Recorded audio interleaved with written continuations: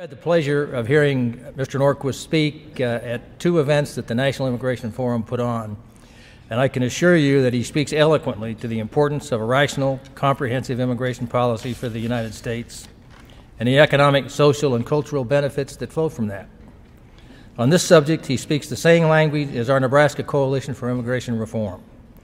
We believe that the ability to assimilate immigrants is one of the greatest strategic advantages the United States has in competition with other countries.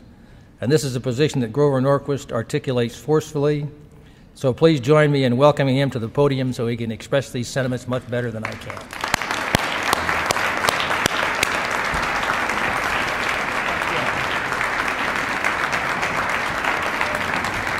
Oh, thank you.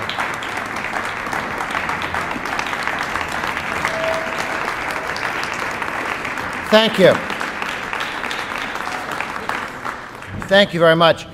I am delighted to be here and to talk about the importance of immigration in the United States. I run a taxpayer group, and I just finished a book on the history of taxation in the United States. And when you ask yourself what differentiates America from other countries, because we're not like other countries, and that's good. One, we had lower taxes. In 1774, before anybody started shooting, we were paying between 1% and 2% of our income as colonists in taxes. In London, the people of London were paying 20% for the privilege of occupying us. Okay? We were paying 1 to 2, they're paying 20. We grew faster, we got richer, we grew because we had lower taxes. But the second thing we did differently than the rest of the world and Britain was we were open to immigration. And we were open to people from all over the planet. And that allowed us to grow from 3 million people to over 300 million.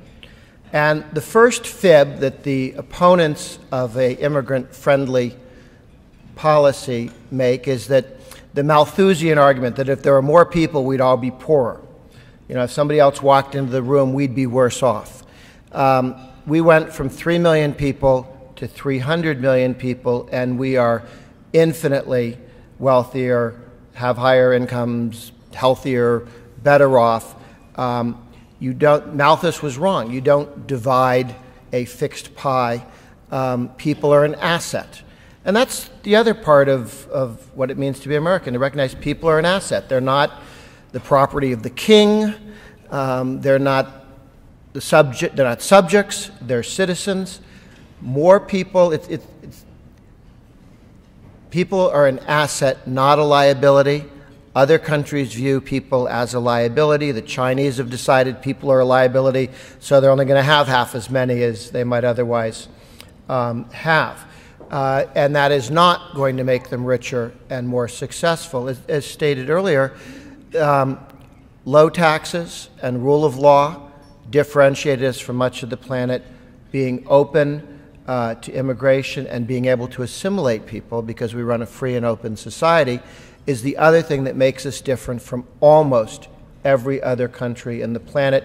And even the ones that do immigration towards about as well as we do, don't do it as well as we do. But we're not living up to our own standards, and we could do significantly better than we're doing right now. And that's the debate we're having now. This is not a new debate. Benjamin Franklin, was whining about all the Germans showing up in Pennsylvania in the 1700s. Okay? There have always been questions because new people are different and they don't speak the same language and they don't watch the same TV shows we do. And, all the new guys coming in, it's always disruptive. But we recognize that Uber is a disruptive technology and it's progress. Okay? We recognize that cars are an improvement over horse-drawn carriages. Disruptive is not necessarily a bad thing as people are free. So we've gone through this where people worried there are too many Irish guys or too many Jews coming from Europe, or just on and on and on. People are always whining about the guys who showed up yesterday while their children were busy marrying the people who came 25 years earlier. And we sort of get over it each time. It takes us longer than you'd like, particularly if you're the guy who just showed up and they say, well, there's this hazing process we didn't tell you about. But we all went through it. Well, we didn't, but our great-grandparents did, so we can empathize with you. We don't have to necessarily go through that. But there are both policy questions and political questions. And I think that it is a settled issue, if you look at the history of the world, that successful nations, people move to them. Dying empires, people leave, or at least stop coming. And it is a sign of both our success as a society, that people want to be here, and the people who decide they want to join us kind of self-select. Those are the people I want at my party, the people who want to be at my party, the people who understand, who know enough about America to make the sacrifice to get here. Okay, those of us who are just dropped here in bed with a naked lady, that didn't necessarily sign up or make an effort to get here, we didn't go through that same process of deciding, you know what, that's where I want to be and why. And I think we need to think about immigrants with a lot more respect and understand the difficulties they go through to get what were given to us. The reason why we've been successful as a nation, one of the top ones, is because we've been open to immigration. But look forward, and I think it's even clearer. Who's going to run the future? Who's going to be the most powerful culture, nation, civilization? Is it going to be the Japanese? I went to business school in the early 1980s. Japan is #1. They wrote whole books on the subject. The government told everybody what to do, and it was much smarter than our messy way of organizing everything. Japan was going to be #1. They were going to be richer than us. They had all those little charts. They were going to overtake us. They forgot to have kids, and they cannot do immigration. For cultural reasons, they cannot do immigration. All those Vietnamese boat people who went to Japan are now somewhere else. The Koreans who've been there for 100 years are still not Japanese.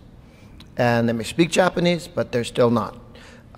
They can't do immigration. They can't grow in the way that we can, and they're declining in numbers. China. People are now writing books about how China is going to overcome us for all the same reasons they wrote about Japan.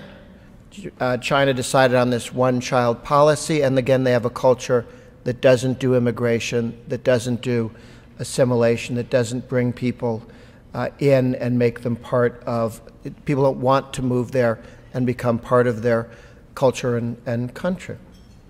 They don't offer freedom like we do. China is going to get old before it gets rich. The number of people of working age in China is shortly beginning to decline.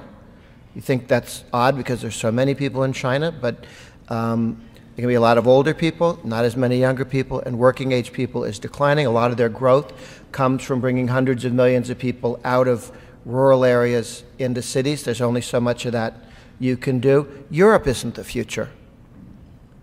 They're not having kids. They don't do assimilation. You go to Britain and they're whining about the Polish plumbers. What? And the complaint is what? And they just can't do, they're foreigners. That's the problem. They all look alike to me, but anyway. Europe can't do immigration. We're seeing the problems they have. Sure, we have arguments here and will, but again, you go back throughout our history, we always have. We've always gotten past them, and every single time we go, well, I'm so glad those guys are here now. At the time, people were whining about it, but in retrospect, what an asset to the country. They serve in our armed services, they're our leaders. Moving forward, how do we get past the sort of stuck position we're in? Because we have an immigration law that does not meet our needs as a growing and expanding nation. We don't allow enough immigrants. We don't make it easy for people to come here and to do so legally. And so we've got a lot of work that we need to get through, and it takes politicians to make decisions and to cast votes, and they need to know that it's safe. meaning they need to know they won't lose the next election if they make some of these decisions. And so when we have this conversation, the Bible's Badges and Business Group that I've done a lot of work with that puts together law enforcement, businessmen and women, and communities of faith, making the case that stronger immigration, comprehensive immigration reform, dealing with people who have come here and worked here and, for many years, bringing in more people from the high-tech community, getting a guest worker program that would be more robust. All of these things we need to move forward on so that we can become a more successful nation and all the people who are here can be better off economically, structurally, and our nation will be stronger and more secure. So how do we get from here to there? There have been a lot of people making noise, but at the end of the day, every time we've had this debate, the know-nothings have lost. Every time we've had this debate, the know-nothings have lost, going back 200 years. And it's time for those of us, the silent majority, who when you look at polling data, majorities of the people who identify as Tea Party members are for comprehensive immigration reform. That's not what you'd think if you listen to some people claiming to speak for free market, limited government reforms. The majority of Republicans are for comprehensive immigration reform. Not necessarily, if you were watching Fox TV and seeing a select number of people on TV, what you'd think was there. But it's not easy if people aren't speaking up. In 1999, I was at the Republican National Committee building. I was there representing Americans for Tax Reform. I was Mr. Taxpayer. There were 12 people plus the head of the Republican Party.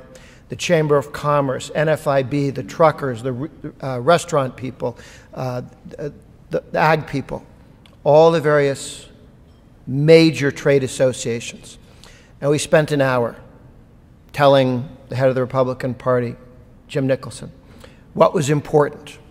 Cut taxes, tort reform, cut taxes, tort reform. Everybody went around. And at the end of the hour, the chairman got up and said, "Thank you very much for visiting." And he started to leave.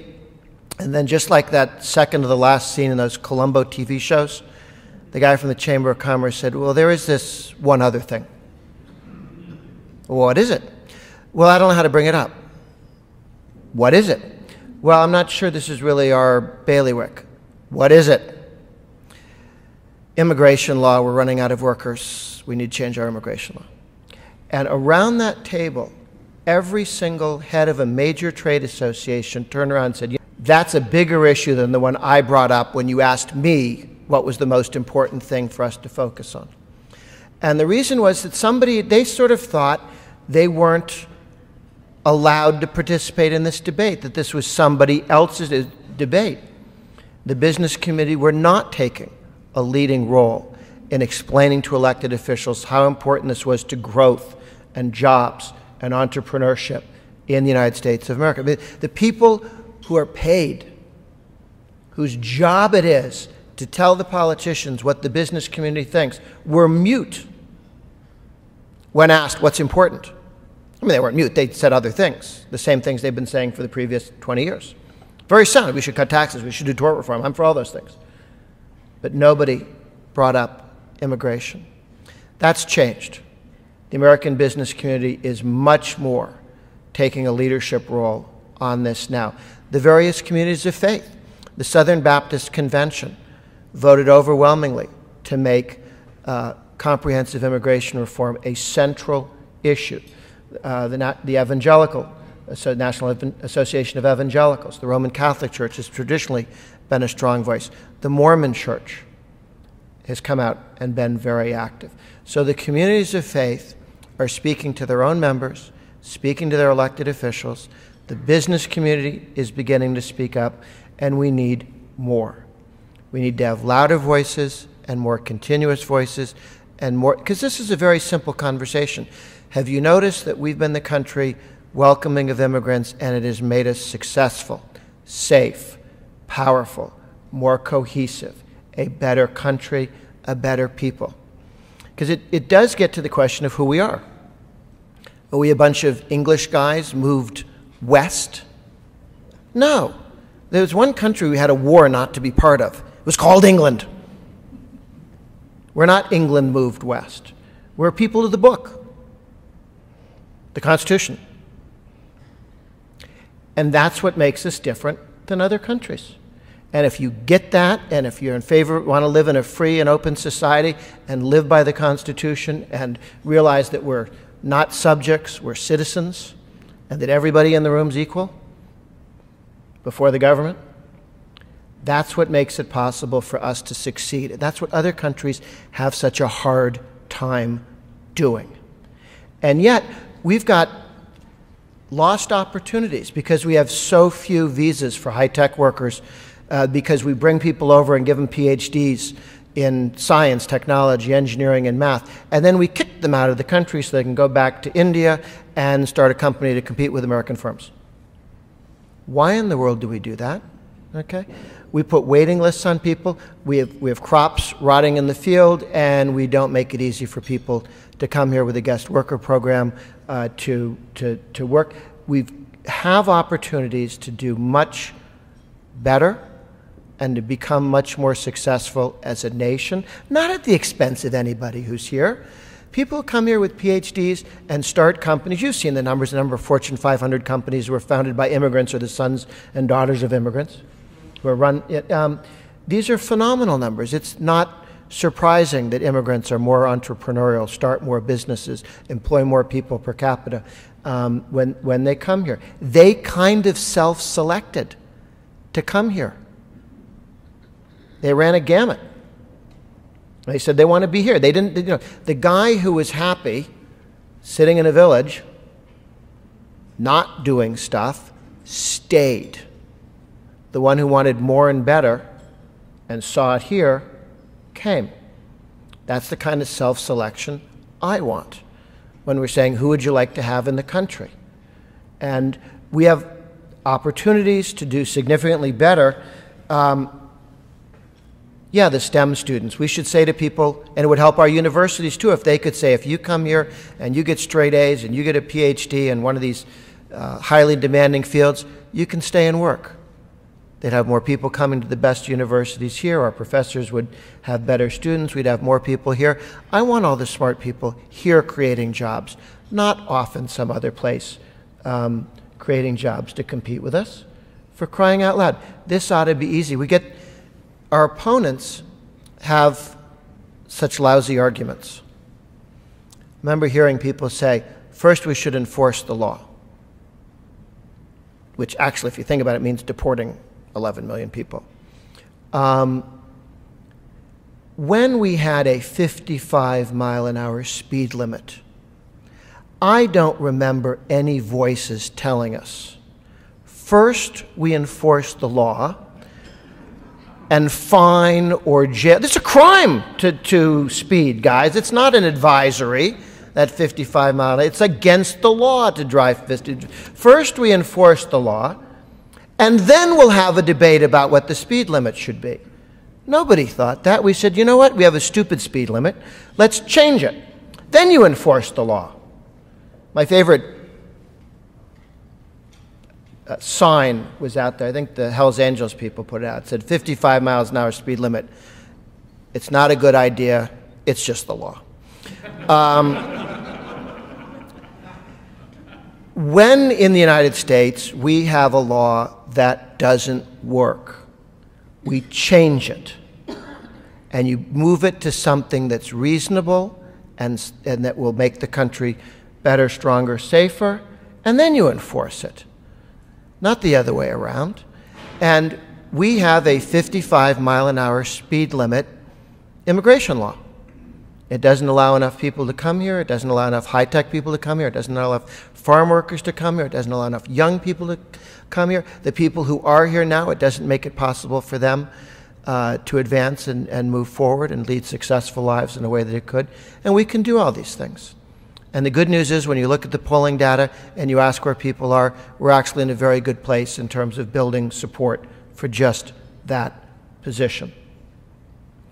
This is our competitive advantage with the rest of the world. We shouldn't throw it away. We should cherish it. And the fact that we have such broad support from all the various communities of faith, on how we deal with the stranger.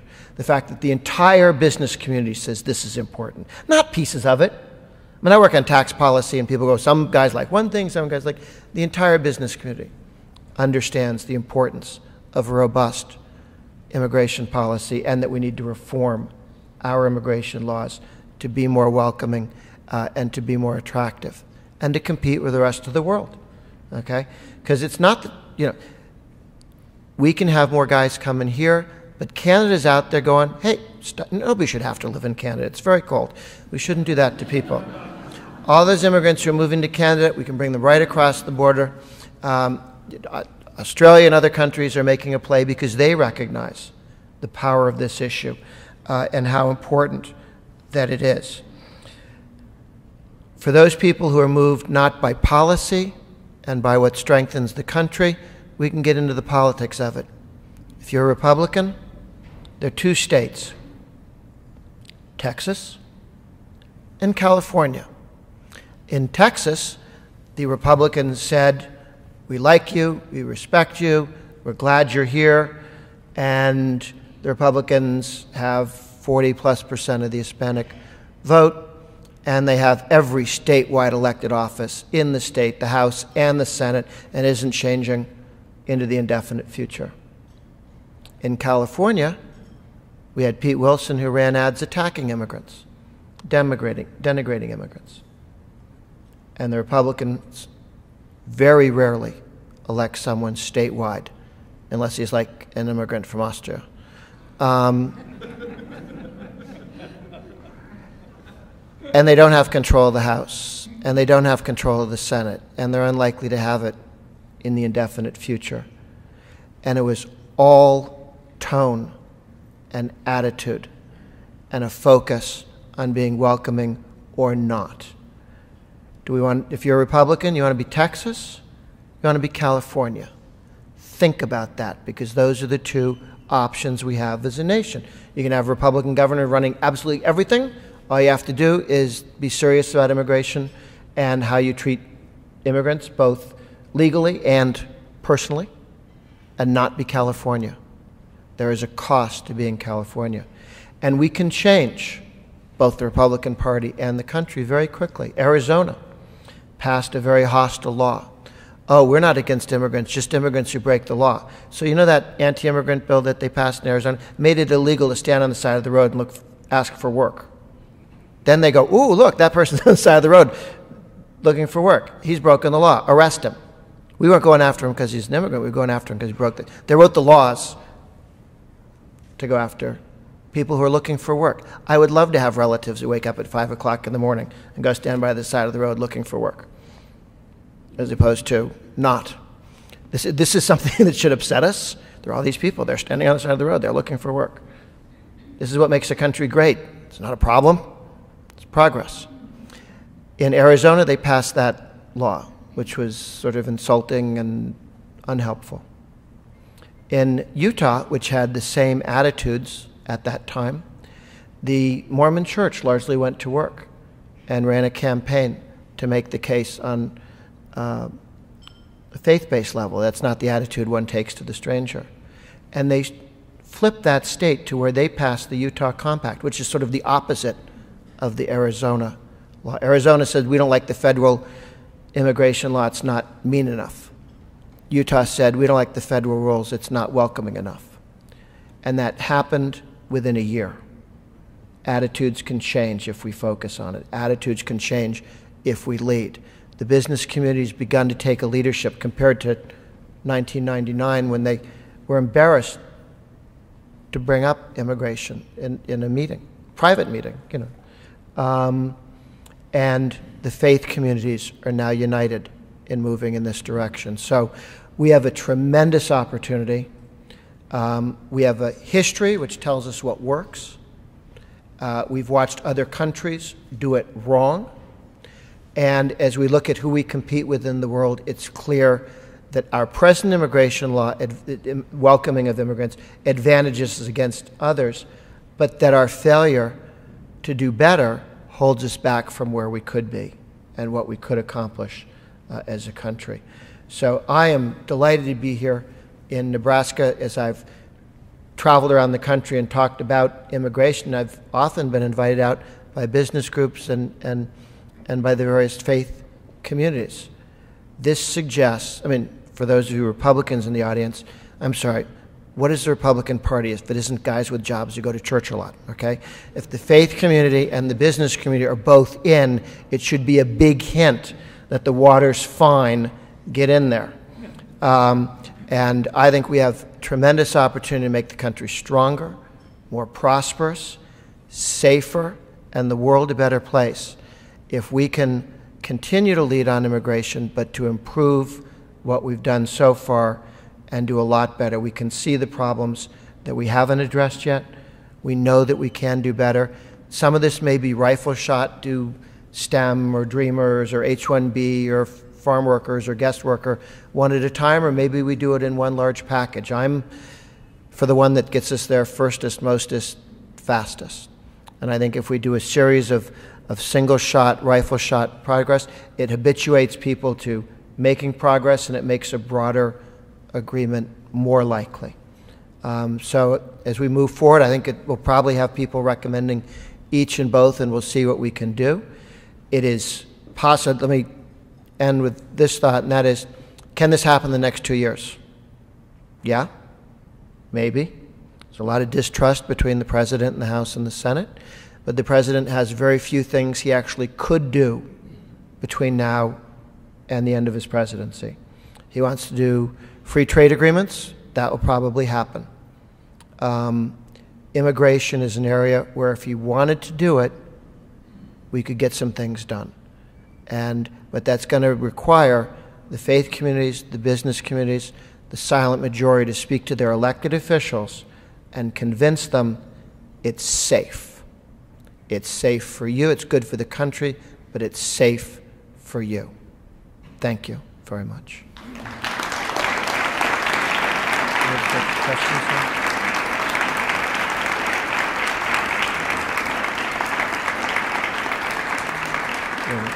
Grover has agreed to take a few questions, so if you want to think about a question, I do have one here for you, Grover, and then as people can think about it, we'll take a few questions. We do ask that the questions stick to immigration policy, not tax policy. If you want to talk to Mr. Norquist about something else, I think he'll hang around a little bit afterwards. But I will. We can go through 216, the whole thing. Over there, caucus. Okay.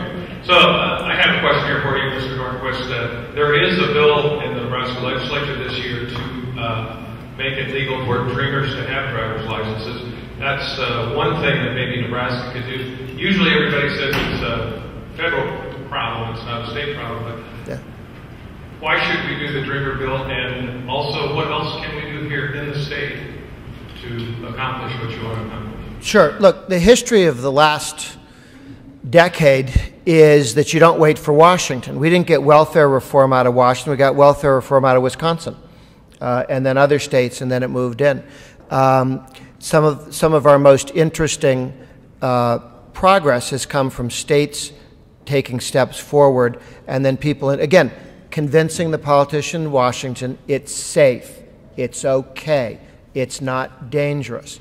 If you want to send a signal to congressmen and senators from Nebraska, but other states as well, legislation along those lines, I think, moves the ball forward. It convinces people that there's a constituency for it and that the voices that sometimes come out and make a lot of noise on talk radio and some other places are speaking for themselves. Look, you can get rich with 10% of the market listening to you on talk radio or TV. You can't get elected dog catcher, and you can't lead a country at 10%. But you can survive as a radio talk show host. So the incentives for some of the loud voices we have are not incentives to be where the majority of Americans are or where the majority of Americans wish to be. I think that the more we have states move in this direction and signal to Washington and signal to elected officials and even signal to radio talk show hosts that this has popular support, the faster we move in the right direction. So yes, don't wait for Washington. Lead. State legislators can lead on this issue Medical marijuana isn't something that came out of Washington, D.C. I mean, make a list of the things that are moving on issues. Washington politicians will be the last guys to vote yes. Grover, one of the big concerns that I hear about immigration reform is national security. I was wondering if you would address that. Sure. Look, this is a national security issue. And if you care about national security, you want to have the strongest and most powerful nation you can. And the way we deal with our enemies in the United States is we grow away from them. We become bigger than they are. We used to worry about England picking on us. We're bigger than they are. And so part of it is economic growth. Part of it is a strong technological base and moving forward. But the other is, I mean, if you're worried about bad guys coming into the country, what you want is wide gates where the people coming in, you know who they are, you know where they're going to go to work, because it's easy to go from immigrant to worker. We did this under Eisenhower with the Bracero program, where we made it easy for people who had jobs and people who are looking for jobs to get together. And we went from arresting 700,000 people a year on the Mexican border down to 40,000 arrests, because everybody who wanted to come in and work could come in legally. You knew who they were. And when we got rid of the Bracero program, because organized labor didn't like it, we went back to 1 million people getting arrested at the border. You want a border you can secure, have at least a guest worker program, and more robust immigration, make it easier for the people who are here undocumented to have documents that allow them to go back and forth from jobs here to be able to visit relatives and so on. All of those things that we talk about as comprehensive immigration reform make our country more secure from bad guys trying to slip across the border, because there are fewer people you're trying to police at the border. But if everybody who comes over looking for work has to come over illegally, and you've got to treat that person the same way you would somebody who's sneaking across the border because they're working for bad guys on, we don't have the bandwidth for that. We don't have the army for that. Yeah. Grover, thank you for coming to Cole, Nebraska, and your leadership on this issue. What do you think of the president's executive actions with regard to immigration? I was disappointed because much of what he did could have been done in comprehensive reform. What he did with Dreamers could have passed as a law if he hadn't done it the way he did. The politics in Washington is messy. Historically, the driving force for immigration restrictionism has been the labor unions. Every law going back to the Chinese Exclusion Act, which, the Chinese Exclusion Act said no Chinese prostitutes and robbers. Talk about being nice, okay? Then they came back a year later and they said, okay, we mean no Chinese people. And they made it clear. But the first one is just insulting.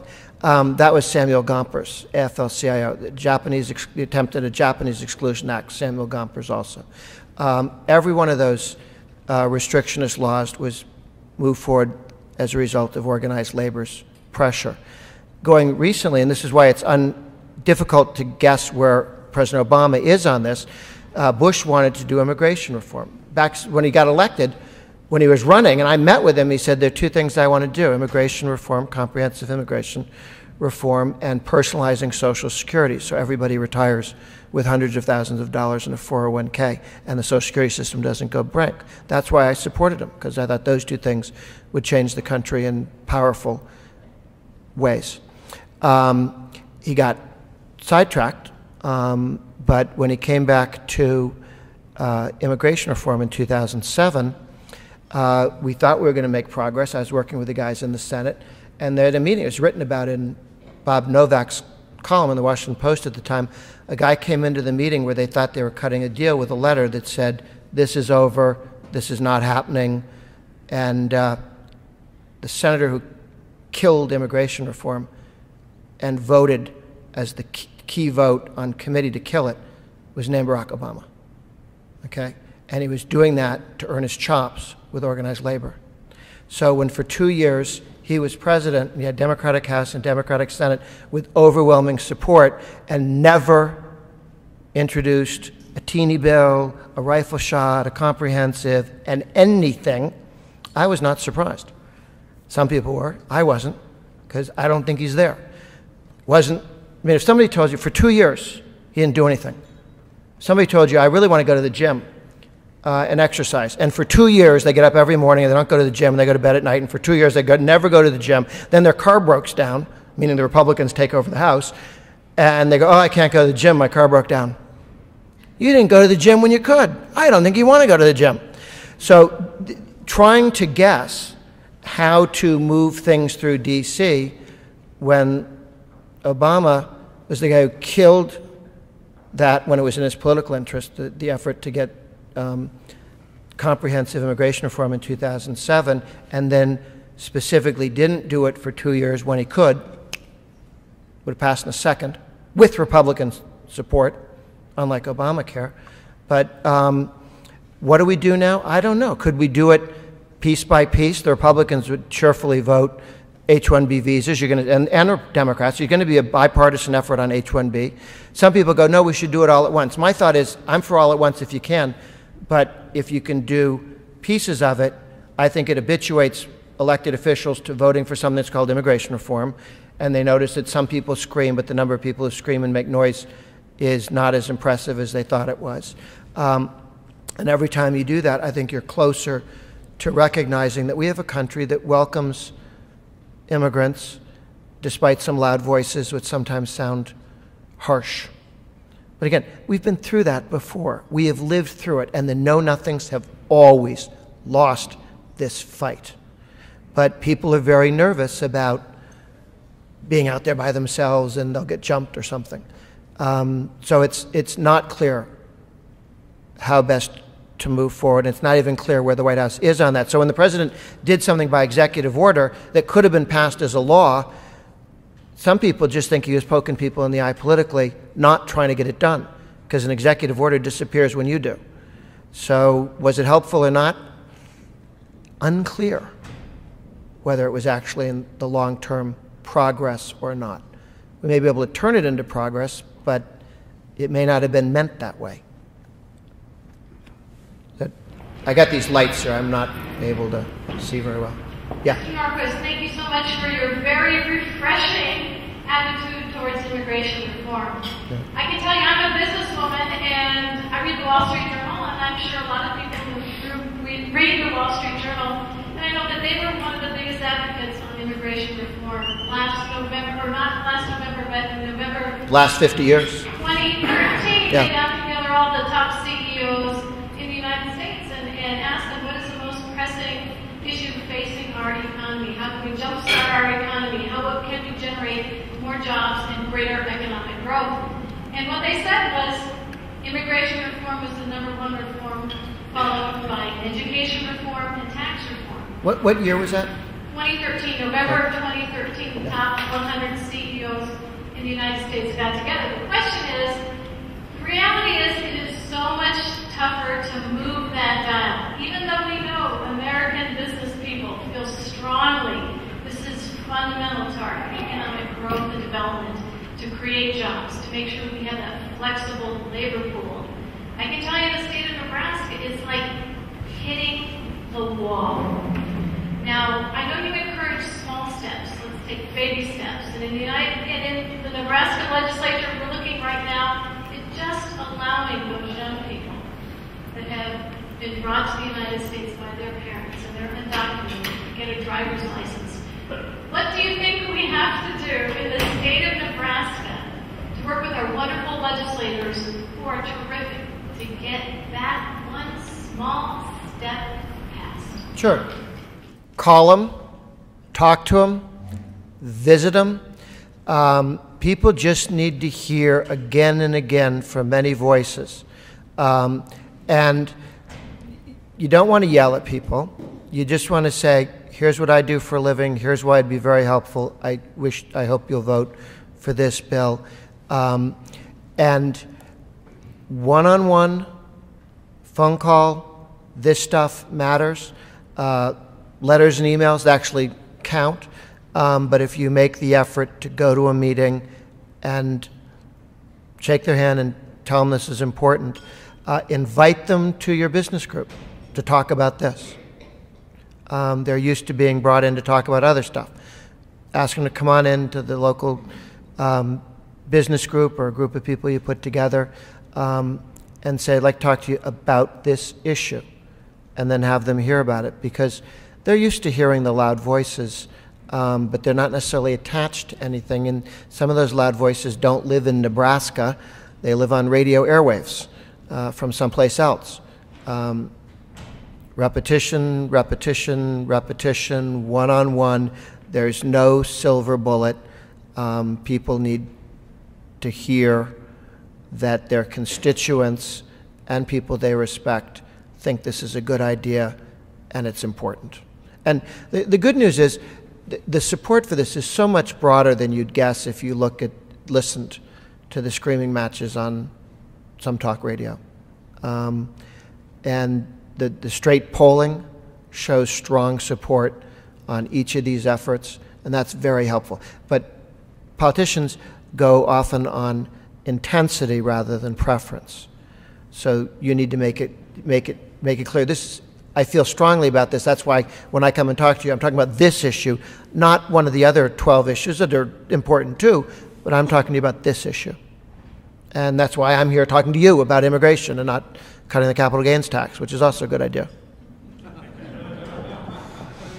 Okay, well, we'll have just two more questions, I think. We have one over here. Hi, forgive my political naivete, but when I hear comprehensive immigration reform, I'm not 100% sure what the top 5 planks of that might be. So in a perfect world, what would those be, and how do we get something through Congress that contains those things and not 40 other things that are irrelevant? Sure. There is this fear in the wake of, 3,000 pages of Obamacare that if you pass a bill with 300 or 3,000 pages, there will be, or the stimulus package, right? There'll be things there, shards of glass nobody told you about. So one of the challenges of comprehensive is people think it means long, okay? And if that's the case, people very often, I think you're quite right. Look, people are talking about doing something on border security. They're talking about doing something for the undocumented who've been here for some time, both dreamers and people who've been working here for some time, regularizing their participation and legal status. You're talking about a robust guest worker program for future flows of immigrants so that people can come in legally. You're talking about H-1B visas at the high-tech area. You're talking about other visas for short-time work and everything from ski areas to Martha's Vineyard employment. So those sorts of things. And some of those can be done piece by piece. It may end up that you can do bunches of it together. I tend to think you move in both directions and you take what you can get, as much as you can get, and keep moving. Thank you for being with us this evening. I am Senator Matt Williams from the central part of our state, from a very, very conservative district.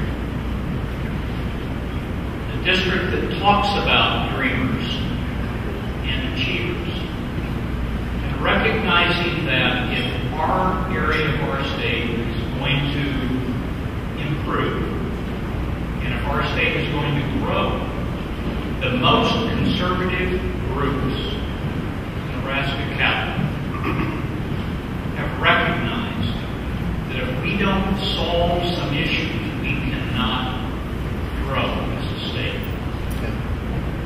How can we as policymakers make a difference that Washington can't seem to make, and we can bring back to our state and recognize that if we don't move from just being dreamers about what we should do to be achievers for what we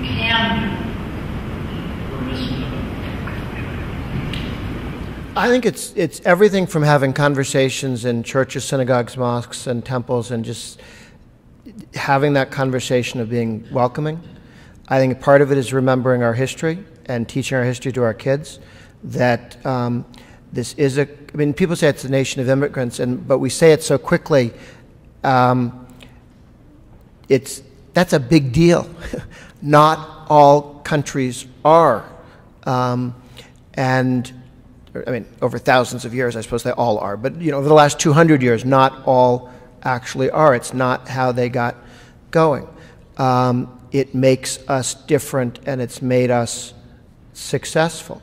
I think a lot of one-on-one conversations. This is not easy with children, with coworkers, bringing cattlemen in to talk to other constituents.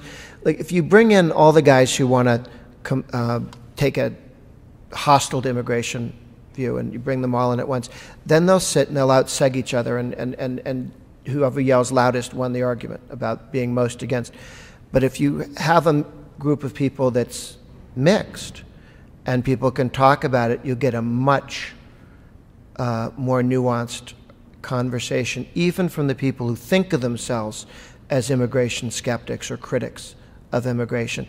Because even the guys who are the most skeptical or critical have a life history of relatives and friends and coworkers, and so they know and are a lot better than they sound sometimes.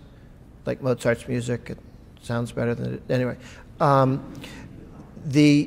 think it's just again and again reaching out, having these conversations. There isn't one argument you can get and then everybody goes, you win, I give up.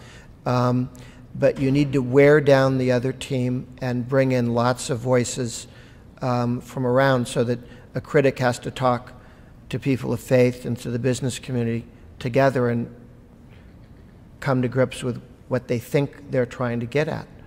I mean, the good news for those of us who value immigration, realize what it's done for the country and the role it will play in making us the dominant civilization, culture, and power in the world, which will make us and the rest of the world safer and better, is one of the big pieces of that is a more robust, healthy, welcoming immigration policy than we have today. And to be fair, ours is better than most other countries, but we can do much better than we do. We have lower taxes than a lot of other countries. We still need to do much better.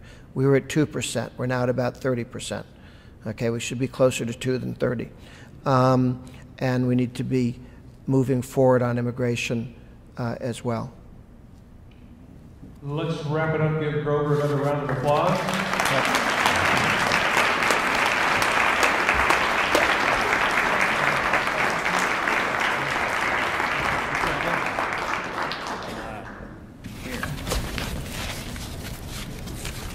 As a small token of our appreciation, I would like to present this plaque to you from our coalition. Oh, wonderful. Thank you.